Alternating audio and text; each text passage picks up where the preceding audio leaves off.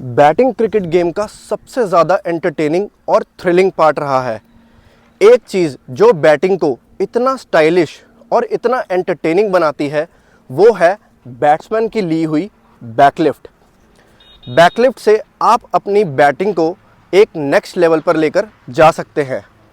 अगर आप अपने शॉट में पावर जनरेट करना चाहते हैं या फिर उसे कंट्रोल कर अच्छी टाइमिंग के साथ खेलना चाहते हैं तो दोनों का ही सही जवाब है एक सही ली गई बैकलिफ्ट। इस वीडियो में मैं आपसे स्टेप बाय स्टेप डिस्कस करने वाला हूं बैटिंग सेटअप के तीसरे और आखिरी मेन पार्ट के बारे में, जिसे हम क्रिकेट की दुनिया में बोलते हैं बैकलिफ्ट। बैकलिफ्ट होता क्या है, बैकलिफ्ट की इम्पोर्टेंस क्या है, बैकलिफ्ट एक बैट्समैन को कब लेनी चाहिए, कब इनिशिएट करनी चाहिए, बैकलिफ्ट के कितने टाइप्स होते हैं, बैकलिफ्ट लेते समय किन पॉइंट्स का आपको ध्यान में रखना है एक सही बैकलिफ्ट लेने के लिए, ये सब चीज़ें मैं आपसे इस वीडियो में डिस्कस करने वाला हूं। और साथ ही एंड में मैं आपको बताऊंगा कुछ ऐसी ड्रिल्स जिनकी प्रैक्टिस करके आप अपनी बैकलिफ्ट को बिल्कुल सही और परफेक्ट बना सकते हैं। तो इस वीडियो को पूरा एंड तक देखिएगा, किसी भी पॉइंट पे स्किप मत कीजिएगा अगर आप बैकलिफ्ट की टेक्निक को सही से समझना चाहते हैं और अपनी बैकलिफ्ट को इम्प्रूव करना चाहते हैं। तो सबसे पहले बात कर लेते हैं कि बैकलिफ्ट होता क्या है। बैकलिफ्ट बैट की वो इनिशियल मूवमेंट होती है जो कि बैट्समैन पीछे की ओर करता है बैट को ले जाकर बॉल को खेलने से पहले। एक अच्छी बैकलिफ्ट जो है वो बैट्समैन को जो है एक्स्ट्रा पावर और बेटर कंट्रोल और अच्छी टाइमिंग प्रोवाइड करती है शॉट्स में उसके। अब डिस्कस कर लेते हैं कि बैकलिफ्ट बैट्समैन को कब लेनी चाहिए। बैकलिफ्ट एक बैट्समैन को तब इनिशिएट करनी चाहिए जब बॉलर जो है बॉलिंग स्ट्राइड में, बॉलिंग क्रीज में पहुंच चुका होता है और बॉल को रिलीज़ करने वाला होता है। आपको ध्यान ये रखना है कि आपको अपनी बैकलिफ्ट जो है ना तो बॉल के रिलीज़ से ज़्यादा पहले और ना ही बॉल के रिलीज़ के ज़्यादा बाद लेनी है। बैकलिफ्ट आपको तभी लेनी है जब बॉलर जो है रिलीज़ करने वाला होता है। अब डिस्कस कर लेते हैं different types of backlift.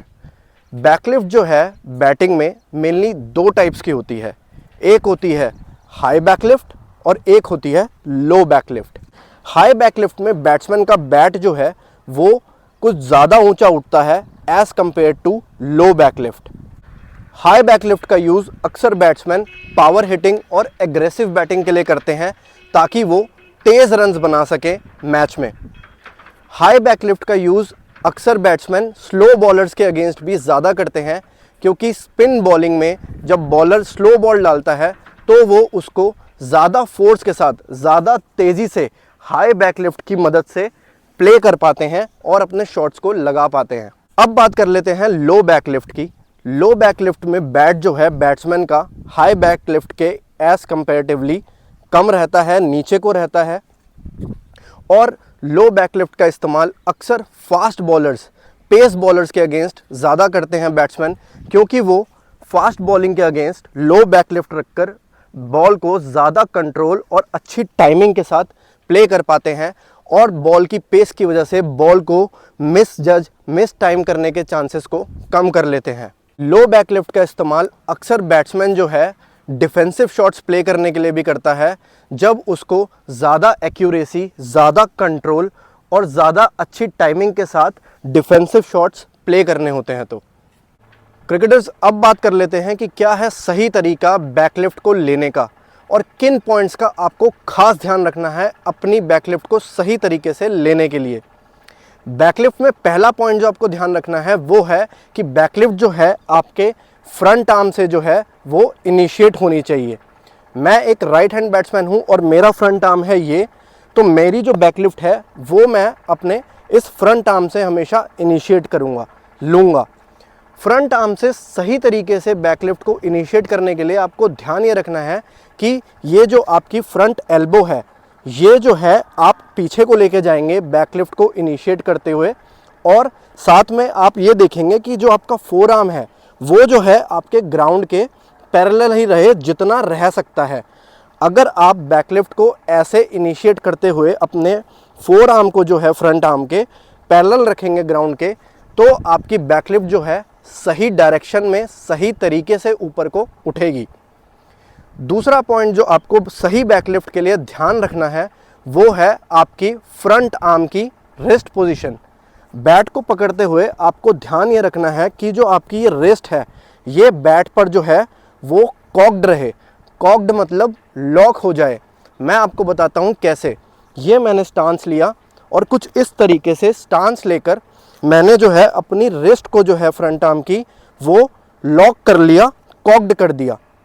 Cocked करके जो है मेरा बैट जो है आप देखेंगे नॉर्मल पोजीशन से जैसे ही मैंने कॉक किया वो ऊपर को चला गया बैकलिफ्ट में। तो कॉक्ड रेस्ट जो है आपके टॉप हैंड की होना बहुत ज़रूरी है सही तरीके से बैकलिफ्ट को लेने के लिए। फिर से मैं आपको बता देता हूँ, नॉर्मल स्टांस लिया और उसके बाद अपने फ्रंट रिस्ट को जो है कॉक कर लिया, टाइट कर दिया, लॉक कर दिया और मेरा बैट ऑटोमेटिकली ऊपर की डायरेक्शन में गया बैकलिफ्ट मेरी इनिशिएट करते हुए। तीसरा पॉइंट है आपको जो ध्यान रखना है वो है आपकी बैकलिफ्ट लेते समय आपकी शोल्डर पोजीशन।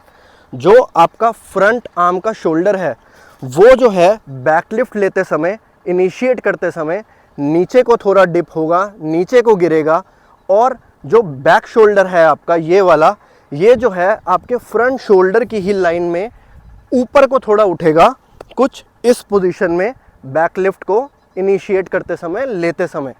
फोर्थ पॉइंट जिसका एक सही बैकलिफ्ट के लिए एज अ बैट्समैन आपको ध्यान में रखना है वो है आपके बैक हैंड और बैक एल्बो और फोर आर्म की पोजीशन।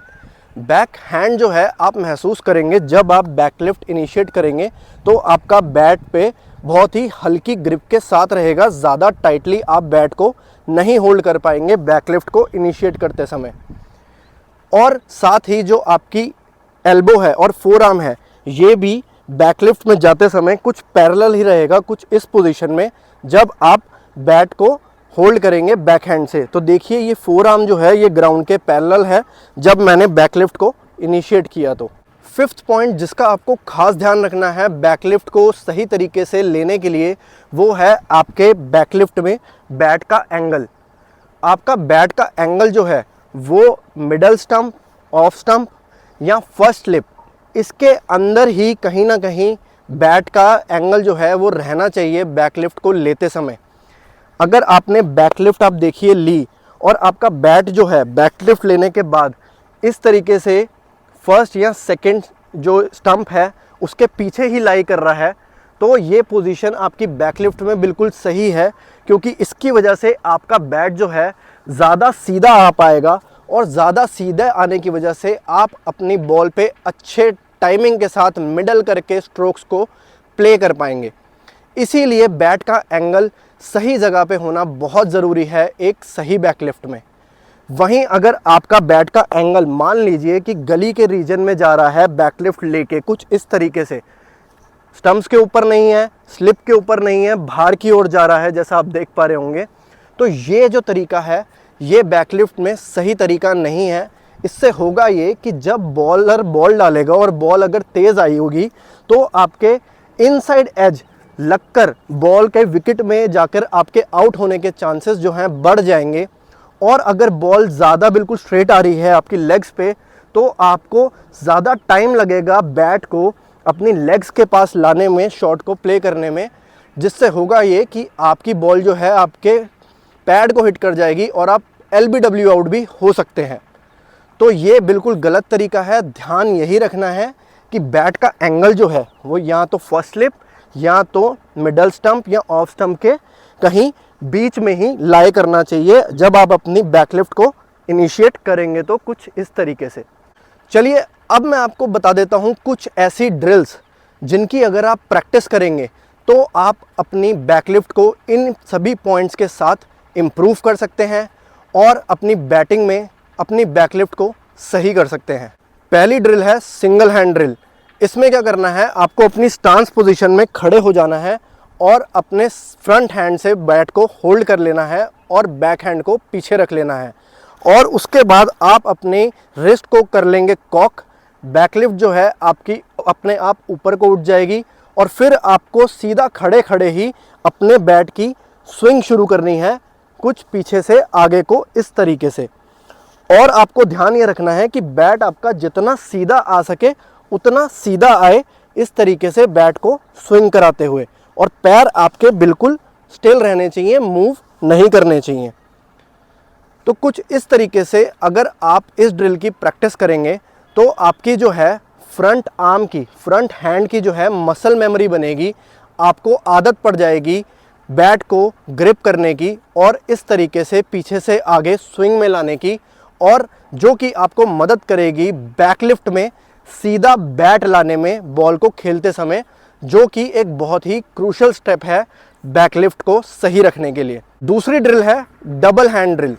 दूसरे ड्रिल में आपको फिर से स्टांस पोजीशन में खड़े हो जाना है और इस बार अपने आप बैट को जैसे होल्ड करते हैं वैसे करना है, और अब बैकलिफ्ट लेने के लिए अपनी रिस्ट को आपको करना है लॉक, और फिर से आपका बैट गया पीछे को, और अपने दोनों हाथों से फिर से आपको स्विंग जो है शुरू करनी है, और पैर आपको फिर से स्टिल रखने हैं। पर इस बारी दोनों हाथों से आप बैट को जो है ऐसे करके मूव करेंगे, स्विंग कराएंगे पीछे से आगे, पूरा पीछे फिर आगे, पूरा पीछे फिर आगे। बैट आपका इस तरीके से सीधा जाना चाहिए, कोशिश आपको ये करनी है इस ड्रिल में। इस ड्रिल को आपको 10 बारी आगे पीछे करना है और फिर ब्रेक लेकर फिर से 10 बारी प्रैक्टिस करना है। अगली ड्रिल जिसकी प्रैक्टिस करके आप अपने घर में ही अपनी बैकलिफ्ट को सही कर सकते हैं वो है द वॉल ड्रिल। उसमें करना क्या है, आपको अपने घर की किसी भी दीवार से बिल्कुल सट के चिपक के खड़े हो जाना है स्टांस पोजीशन में। मान लीजिए ये मेरी एक दीवार है और इसके बगल में मैं बराबर में खड़ा हो गया हूँ स्टांस पोजीशन में। तो आपको करना क्या है, आपको अपनी स्टांस पोजीशन में अपनी बैकलिफ्ट लेनी है और ये देखना है कि क्या बैकलिफ्ट लेते समय आपका बैट का एंगल आपकी दीवार से आपका बैट टकरा रहा है कि नहीं। अगर आपका बैट जो है आपकी दीवार से टकरा रहा है बैकलिफ्ट लेते समय, तो इसका मतलब आपके बैट का एंगल जो है वो सही नहीं है। आपको अपने बैट के एंगल को बैकलिफ्ट लेते समय सही एंगल से लेना है ताकि बैट आपका ऊपर से सही सीधा आए आगे बॉल को खेलने के लिए।